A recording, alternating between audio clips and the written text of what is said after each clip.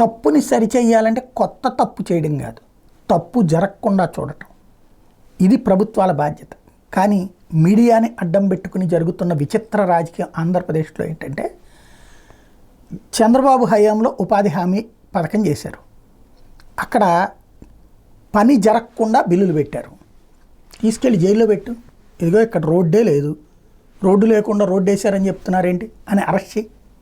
కానీ బిల్లులు చెల్లించకుండా మాత్రమే ఆపారు. విజిలెన్స్ రిపోర్ట్లను పక్కన పెట్టి కూర్చున్నారు.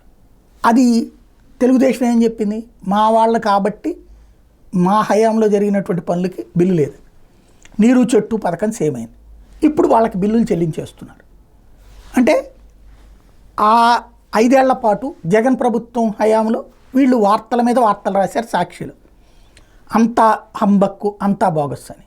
కానీ చర్యలు తీసుకున్నారు లేదు. ఇప్పుడు వాళ్ళకి తెలుగుదేశం బిల్లులు ఇచ్చేస్తుంది. నెంబర్ 1. నెంబర్ 2 వచ్చేటప్పటికి టిట్కో ఇళ్ళది కూడా అట్లాగే బిల్లులకి సంబంధించి వాళ్ళు బకాయి పెట్టిపోయారు, వీళ్ళు కట్టలేదు, ప్లస్ కన్స్ట్రక్షనే మధ్యలో ఆపేశారు, అవి అట్లాగే ఉండిపోయింది. తద్వారా ఆ ఇళ్ళు నాశనం అయినాయి. చాలా వరకు ఒక 50,000 60,000 కట్టారు. ఇప్పుడు మరి జగన్ ఇచ్చినటువంటి దాదాపు 31 లక్షల పట్టాలలో ఒక 15-19 లక్షలు ఇళ్ళు కట్టుకోవడానికి ముందుకు వచ్చారు. ఈ కట్టుకున్న వాళ్ళు సొంతగా కట్టేసుకున్నటువంటి వాళ్ళు 7 లక్షల దాకా ఉన్నారు. ప్రభుత్వం కట్టిస్తానన్నటువంటిది మిగతాది. అందులో ప్రారంభించినటువంటి వాటిట్లలో అవకతవకలు పేరుతో ఇప్పుడు వీళ్ళు కన్స్ట్రక్షన్ ఆపేస్తారు.